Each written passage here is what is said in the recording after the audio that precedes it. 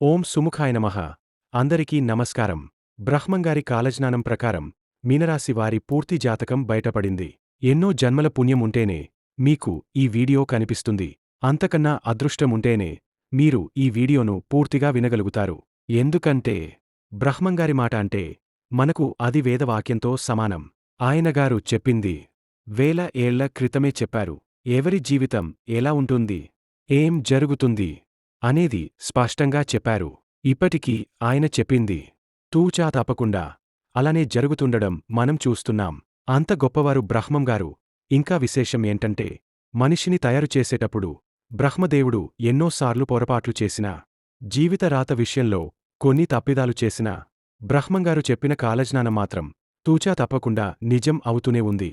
ఇంత విశ్వసనీయంగా చెప్పిన బ్రహ్మంగారు మీ మీనరాశి గురించి ఏం చెప్పారు, ఏం జరుగుతుందని చెప్పారు?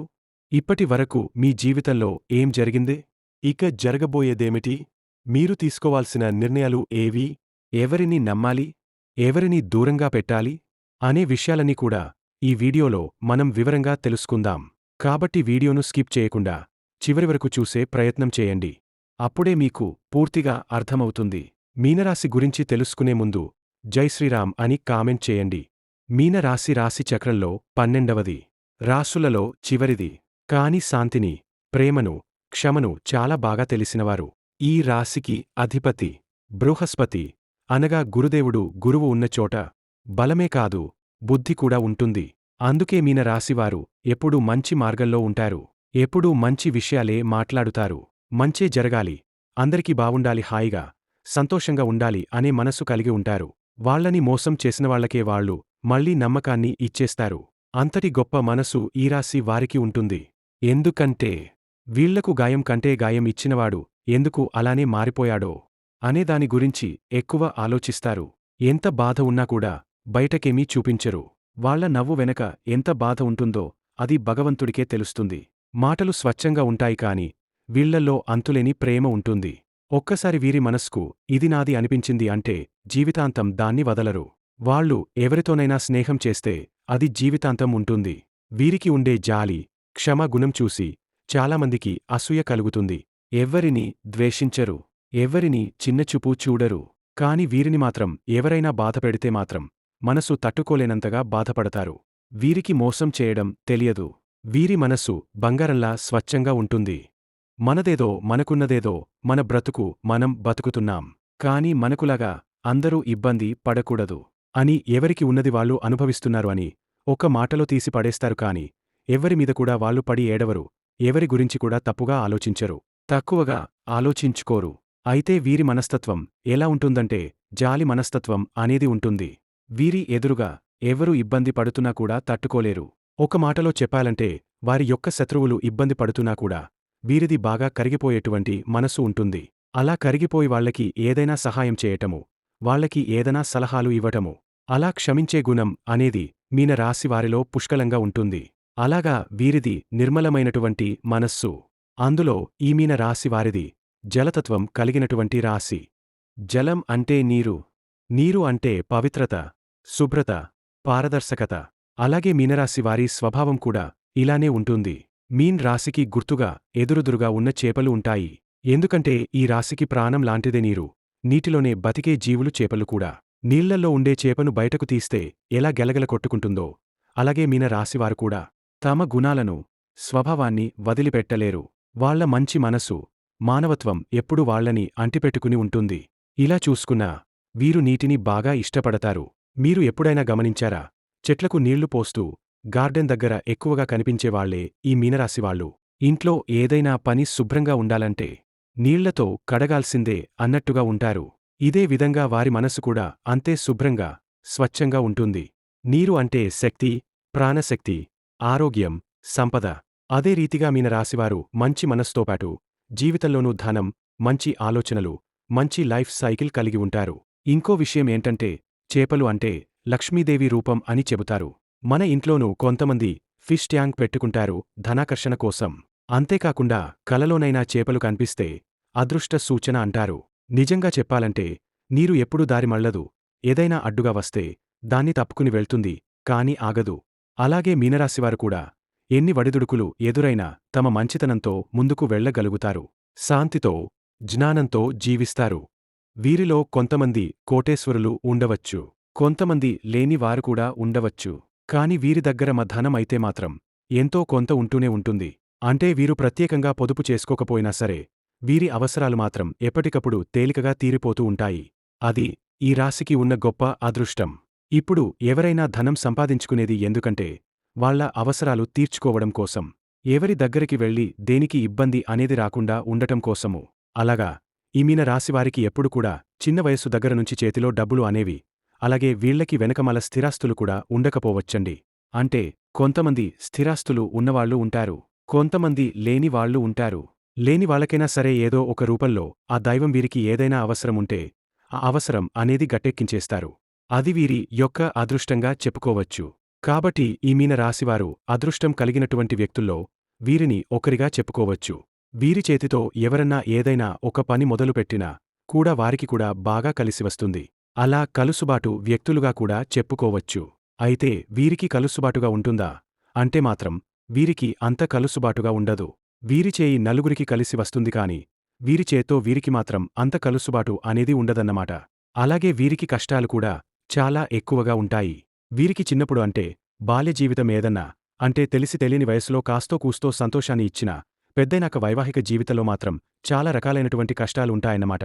కష్టాలతో, ఆర్థిక సమస్యలతో, అప్పుల సమస్యలతో, ఇంకా ఇంకో మాట చెప్పాలి అంటే ఉన్నవి కూడా అమ్ముకుంటారు, ఉన్నవి కూడా పోగొట్టుకుంటారు అని చెప్పుకోవచ్చు. మీ రాశి వాళ్ల జీవితంలో వైవాహిక జీవితం అనేది తక్కువ మందికి వరంగా అనిపించవచ్చు. కానీ చాలామందికి అది ఓ పెద్ద పరీక్షగా మారుతుంది. కొందరికి బాగుండవచ్చు. కానీ చాలామందికి భాగస్వామితో అనవసరమైన తేడాలు, గొడవలు, కలహాలు ఎప్పటికప్పుడు మనశ్శాంతిని దూరం చేస్తుంటాయి. ఇంట్లో భాగస్వామి అంటే భర్త చెప్పిన మాట వినకపోవడం, లేదా భార్య చెప్పింది భర్త పట్టించుకోకపోవడం, ఆ గ్యాప్, ఆ అపార్థాలే ఇద్దరి మధ్య మాట పట్టింపులు తీసుకురావచ్చు. కొంతమంది వైవాహిక జీవితంలో చివరికి విడాకులు తీసుకునే స్థితికి చేరుకుంటారు.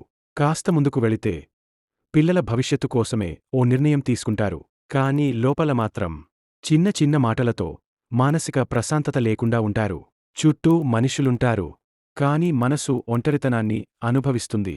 ఎవరికీ చెప్పుకోలేని బాధలు, ఎవరూ చూడని కన్నీళ్లు. ఎప్పటికప్పుడు ఇది తప్పా? నేను తప్పా? నేనేం తప్పు అనే ప్రశ్నలు ఆలోచిస్తూ ఉంటారు. ఇలాంటి స్థితుల్లో మనసు దేవుడిని ప్రశ్నించేసే స్థితికి వచ్చేస్తుంది. అసలు దేవుడున్నాడా? ఉంటే ఇలా ఎందుకు చేస్తాడు? మనం ఏం పాపం చేశాం? మా బాధలు ఎందుకు తగ్గడంలేదు? అలాంటప్పుడు ఏదో ఒక ఆశ, ఒక ధైర్యం మనల్ని నిలబెడుతుంది. అదే మీనరాశి వారి గొప్పతనం. ఈ రాశికి ఉండే గొప్ప లక్షణం ధైర్యం. అదే వాళ్లను తిరిగే నిలబెడుతుంది. అందరూ వదిలేసినా వాళ్లు తమను తాము వదిలిపోరు. ఏకాకి అయినా, కన్నీళ్లతో అయినా వాళ్లు ముందుకు నడుస్తారు. బాధలోనే నిజమైన ప్రేమంటే ఏమిటో, బాధల్లోనే నిజమైన బలం ఏమిటో నేర్చుకుంటారు. ఈ జీవితం మొత్తాన్ని చూసిన తర్వాత వాళ్లు ఇంకా బలంగా మారతారు. ఆత్మవిశ్వాసంతో మిగతావారికి దారి చూపగల స్థాయికి మీనరాశివారు ఎదుగుతారు. అలాగే మీనరాశివారు వీరి జాతకం ప్రకారం ఎదుటివారికి సలహాలు బాగా ఇస్తారు. అంటే వీరితో ఎవరైనా సరే స్నేహపూర్వకంగా కలిసిపోగలుగుతారు. చిన్న పిల్లల దగ్గరనుంచి పెద్దవారి దాకా కూడా ఎదుటివారికి నచ్చేలాగా, ఎదుటివారిని ఆకట్టుకునేలాగా వీరి మాట తీరు ఉంటుందన్నమాట. ఎక్కువగా ఎదుటివారికి సలహాలు ఇస్తూ ఉంటారు. అలాగే వీరి సలహాలు ఫాలో అయిన వాళ్లు చాలా వరకు బాగుపడే అవకాశాలు అనేవి ఉంటాయి. ఎందుకంటే కడుపులో ఎటువంటి కల్మషం లేకుండా వాళ్ళు బాగుండాలని ఒక సలహా అనేది చెప్తూ ఉంటారు. కాబట్టి వీరి సలహాలు తీసుకోవడం వలన చాలా వరకి కూడా అవతల వాళ్లకి లాభం అనేది జరుగుతుంది. అయినా వీరి సలహాలు తీసుకుని చివరికి మళ్లీ వీరిమీద నిందలు వేసే అవకాశం అనేది ఉంటుంది. అంటే వీరిని ఎక్కడా కూడా మంచిగా చెప్పకపోవడం, ఇలాంటివి జరుగుతా ఉంటాయి. అవమానాలు, నిందలు ఇలాంటివే ఎక్కువగా ఉంటూ ఉంటాయి. అవన్నీ కూడా వీరికి తెలుసు. అన్నీ అర్థం అవుతాయి. అయినా సరే వీరికి ఉన్నటువంటి మంచి మనస్తత్వం వల్ల మళ్లీ ఎప్పటికప్పుడు క్షమించేసి మళ్లీ వారితో కాస్త మాట్లాడంగానే మళ్లీ ఏదైనా సలహాలు ఇవ్వటము, చేయటము ఇట్లా కలిసిపోతూ ఉంటారు. అయితే వీరిలో ఉన్నటువంటి ఒక పొరపాటు, వీరు చేసే ఒకే ఒక పొరపాటు ఏంటంటే వీరికి కోపం అనేది బాగా ఉంటుందన్నమాట. అంటే వీరిని ఎవరన్నా ఏదన్నా బాధలో ఉండి ఒక మాట అన్నా, లేకపోతే మామూలుగా అన్నా అస్సలు తీసుకోరు. ఒక్కమాట ఎవరన్నా ఏదన్నా వీరిని అంటే మాత్రం అవతల వాళ్లకి నరకం అంటే ఏంటో చూపిస్తూ ఉంటారు. కాబట్టి అలాంటివి మీరు మానుకోవాలి. ఎందుకంటే ఆ ఎదుటివారు ఊరకనే అంటే పడొద్దు. కాని వారు కూడా ఒక బాధలో ఉండి ఒక మాట అన్నప్పుడు మాటే కదా. ఆ మాట వల్ల మనకు వచ్చే నష్టం ఏమీ లేదు కదా. వాళ్ళంత బాధలో ఉన్నప్పుడు ఒక మాట అన్నప్పుడు, మాటనే తీసుకోలేకపోతే పడేవారి బాధ ఎలా ఉంటుంది అనేది ఒకసారి ఆలోచించాలి.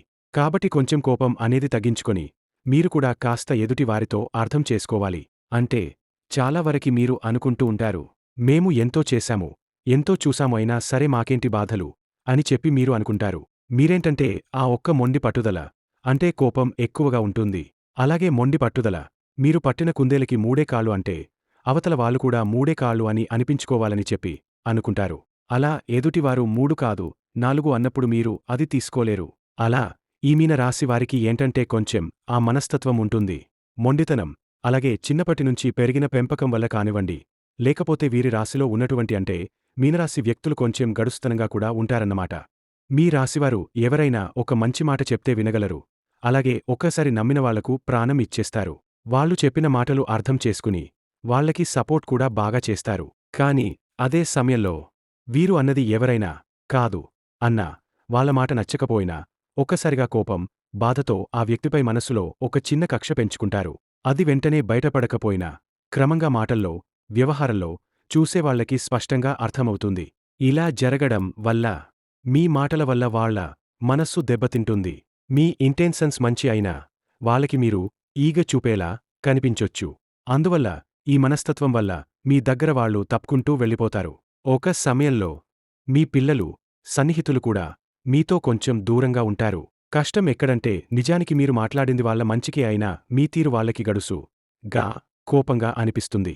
కొన్ని సందర్భాల్లో పిల్లలే ఇలా అంటారు, ఇంత చిన్న విషయంలో ఇంతగా కోప్పడడం అవసరం ఉందా అని మిమ్మల్ని ఎప్పుడూ అనుకుంటారు. దీనివల్ల మీ మాటకు విలువ తగ్గిపోతుంది. మీరు ఎంత మంచివాళ్లైనా వాళ్ళకి మీరు మంచి వ్యక్తిగా మిగలరు కాని కోపం చూపే వాళ్ళలానే ఉండిపోతారు. మీరు అన్నీ పర్ఫెక్ట్గా చూసుకుంటారు. ప్రేమ, ఆప్యాయత, బంధాలు, వీటిలో మీకంటే నిపుణులు లేరు. మీరు చూపించే ప్రేమ మాటల్లో కాదు, మనస్సు నిండుగా ఉంటుంది. కానీ మనం మాట్లాడేదాన్ని వాళ్ళు వినాలనుకుంటే మొదట మనం వాళ్ళు చెప్పేదాన్ని వినాలి కదా. అలాగే మనకి ఉన్న భావాలు వాళ్ళకి చేరాలంటే వాళ్ళ భావాల్ని మనం అర్థం చేసుకోవాలి. అయితే ఇక్కడే కొంత చిన్న తేడా వస్తుంది. ఒక్కోసారి మీలో ఉన్న కాస్త మొండితనం, చిన్న కోపం, నేనే మాట్లాడాలి, నేనే గెలవాలి అన్న ఆలోచన మీ అందమైన వ్యక్తిత్వానికి కాస్త మచ్చ తీసుకొస్తుంది. ఈ కారణంగా మీ విలువే తగ్గిపోతుంది. మీ మాటల ప్రభావమే తక్కువైపోతుంది. ఎవరు మీరు చూపే ప్రేమకి విలువ ఇవ్వరు. మీరు చూపే ఆ మితిమీరిన ప్రేమ వల్లే వాళ్ళు అసౌకర్యంగా ఫీల్ అవుతారు. మీకు తెలియకుండానే వాళ్ళు దూరమవుతారు. కూరల్లో ఉప్పు బాగా వేసుకున్నా తినలేం కదా. అలాగే ప్రేమ అయినా, కోపం అయినా, బాధ అయినా హద్దులో ఉంటేనే మధురంగా ఉంటాయి. దాటిపోతే వాటి విలువ పోతుంది. మీ ప్రేమ ఎంత నిజమైనదైనా అది ఆవేశంగా, అధికంగా వ్యక్తం చేస్తే మీకే నష్టమవుతుంది. ఇంకొన్ని విషయాలు గమనిస్తే మీ ఇంట్లో వాళ్ళు కూడా ఒక లిమిట్ తర్వాత మీ మాట వినకుండా మీకు వ్యతిరేకంగా వ్యవహరిస్తారు. కానీ అసలు కారణం ఏంటంటే వారు మిమ్మల్ని ప్రేమించటం లేదని కాదు. మీ తీరు, మీ మొండితనం వాళ్ళకి కాస్త బాధగా అనిపిస్తోందన్నమాట. అయితే చిన్న మార్పుతో పెద్ద ఫలితం వస్తుంది. మీరు వినగలగడం మొదలుపెడితే వాళ్ళు కూడా మీ మాటలకు విలువ ఇస్తారు. మీ ఆత్మీయత, మీ ప్రేమ అన్నీ నిజమైనవే. అయితే అవి మరింత గౌరవం పొందాలంటే మీరు వాటిని సున్నితంగా పంచుకోగలగాలి. ఒక్కసారి అలాంటి మార్పు వస్తే ఇంట్లో శత్రువులే మిత్రులవుతారు. నిన్న దూరంగా పెట్టిన వాళ్లే రేపు మీ వెంటే నిలబడతారు. పిల్లలతోనైనా సరే మీ పెద్దరికాన్ని నిలబెట్టుకోండి. పిల్లల్లే అని చెప్పి చనువుగా మాట్లాడితే చనువును కూడా చులకనగా చూసే అభిప్రాయం ఉంటుంది. కాబట్టి పిల్లల దగ్గర ఉండాల్సింది చనువుతో పాటుగా ఒక పెద్దరికము, ఒక మంచితనము, అవతల వాళ్ళు ఏదన్నా అరుస్తున్నా కూడా సర్దిచెప్పేటటువంటి గుణము, ఇలాంటివి ఉండాలన్నమాట. అలా కాకుండా మేము పడము, మేము చేయము అంటుంటే, అంటే మీరే చిన్న పిల్లల్లాగా బిహేవ్ చేస్తుంటే వాళ్ళు కూడా మిమ్మల్ని ఒక చిన్న చూపుతో చూసేటటువంటి అవకాశాలు అనేవి చాలా ఎక్కువగా ఉంటాయి. కాబట్టి మీకు ఉన్నటువంటి మంచి మనస్తత్వానికి, మీరు చూసే విధానానికి మీ మనస్తత్వం కొంచెం పెద్దరికంగా గనుక చేసుకున్నట్లయితే మీకు వంక పెట్టటం అనేది ఎక్కడా ఉండదు. ఎందుకంటే వ్యక్తిగతంగా వీళ్ళు చాలా చాలా మంచివారు. వీరు కష్టాలు చాలా చాలా అనుభవించారు. ఒక్క మాటలో చెప్పాలంటే పుట్టుక దగ్గర నుంచి కూడా చివరి రోజుల వరకు కూడా వీరికి కష్టాలు అనేవి ఎక్కువగానే ఉంటాయి. అయినా సరే వీరికి ఉన్నటువంటి మంచి మనస్తత్వం వల్ల, దైవానుగ్రహం వలన వీరికి ఇప్పటికీ కూడా అలా జరిగిపోతుంది అని చెప్పుకోవచ్చు. అదంతా కూడా దైవం యొక్క ఆశీర్వాదము. వీరికి కొన్ని చిన్న చిన్న అనారోగ్య సమస్యలు ఉన్నాయి. మోకాళ్ల నొప్పులు, మోకాళ్ళు అరిగిపోవటము, కొంచెం జాయింట్ పెయిన్స్, కండరాల నొప్పులు, ఇలాంటివి కొన్ని చిన్న చిన్న అనారోగ్య సమస్యలతో బాధపడుతూ ఉంటున్నారు. కాబట్టి కాస్త మీరు ఆరోగ్యం విషయంలో దృష్టి ఉంచుకోవాలి. గ్యాస్ట్రిక్ ప్రాబ్లమ్స్ కూడా ఉన్నాయి. కాబట్టి సమయానికి తిండి, సమయానికి నిద్ర, మనశ్శాంతిగా ఉండటము, మాటలు పొదుపుగా మాట్లాడటము, ఇంట్లో వాళ్లతోనైనా సరే అతిగా వాదించకుండా ఉండటము, కోపాన్ని అదుపులో పెట్టుకోవటము, ఇలా కాస్త ధ్యానం చేసుకోవటము, ఇలాంటివి చేయటం వలన మీకు చాలా వరకి కూడా ఆరోగ్యం కూడా మంచిగా ఉంటుందన్నమాట. కాస్త ఎక్కువగా నీటిని తాగండి. మంచి ఆహారం తీసుకోండి. కాస్త విశ్రాంతి తీసుకోండి. దైవారాధనకు దగ్గరగా ఉండండి. దైవానికి పూజలు చేస్తూ ఉండండి. మీకున్నటువంటి బాధల్లో పడి దైవాన్ని పూర్తిగా పక్కన పెట్టేసిన వాళ్ళు కూడా ఉన్నారు. కాబట్టి మీరు దైవానికి దగ్గరగా ఉండండి. ఇంట్లో పూజలు చేసుకుంటూ ఉండండి. మీకు బయటికి వెళ్లే శక్తి ఉంటే శివాలయానికి వెళ్ళండి. ఇట్లా దేవాలయాలకు కూడా తిరగటం వలన మీకు పుణ్యంతో పాటుగా మనశ్శాంతి అనేది కూడా కలుగుతుంది. అలాగే ఇంట్లో కూడా నిత్యం దీపారాధన చేసుకోవడానికి ప్రయత్నించండి. లేదా కొన్ని ప్రత్యేకమైనటువంటి రోజుల్లోనైనా దీపారాధన చేసుకుంటూ ఉండండి. ఇలాంటివి చేయటం వల్ల మీ జాతకంలో సమస్యలు అనేవి చాలా వరకు తగ్గుతాయి. అలాగే మీకు నరదిష్టి కూడా చాలా ఎక్కువగా ఉంటుందండి. కాబట్టి స్నానం చేసేటటువంటి నీటిలో ఉప్పు వేసుకొని చేయడం వల్ల నరదిష్టి అనేది తగ్గుతుంది. అలాగే మీరు ఏంటంటే నిమ్మకాయలు కూడా మీ ఇంటి గుమ్మానికి, ముఖద్వారానికి కట్టుకోండి. అలా చేయడం వల్ల మంచి జరుగుతుంది. సోమవారం శివుడికి పాలాభిషేకం చేస్తే చాలా మంచి జరుగుతుంది.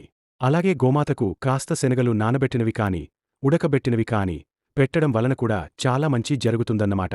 మీ స్తోమతకు తగ్గట్లుగా అన్నదానము, వస్త్రదానం చేయటం వల్ల మీ జాతకంలో దోషాలు అనేవి తొలగిపోతాయి. లక్ష్మీదేవికి శుక్రవారం రోజున ఇంట్లో రావి ఆకుమీద దీపం వెలిగిస్తే మీకు చాలా మంచి జరుగుతుంది. ఇలాంటివి చేయటం వల్ల నరదిష్టి అనేది చాలా వరకు తగ్గుతుంది.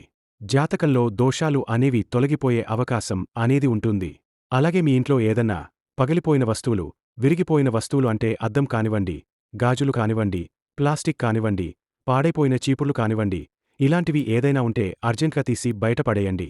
అంటే పగిలిపోయిన దేవుడి పటాలు కూడా, ఇలాంటివన్నీ కూడా తీసేసేయండి. వాటి వల్ల నెగటివిటీ అనేది చాలా ఎక్కువగా ఉంటుంది.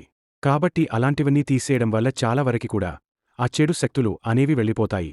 మీకు అంతా అనుకూలంగా మారుతుంది. కాబట్టి దైవ నామస్మరణ చేసుకోండి.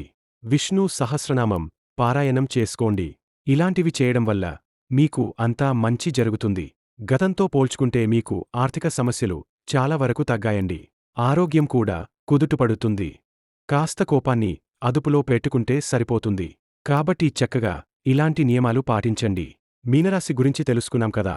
మీనరాశివారికి వీడియో గనుక నచ్చినట్లయితే ఒక చిన్న లైక్ ఇచ్చి సపోర్ట్ చేయండి. మరిన్ని వీడియోస్ కోసం మా ఛానల్ని సబ్స్క్రైబ్ చేసుకొని మమ్మల్ని సపోర్ట్ చేయండి. జై శ్రీరామ్. ధన్యవాదములు.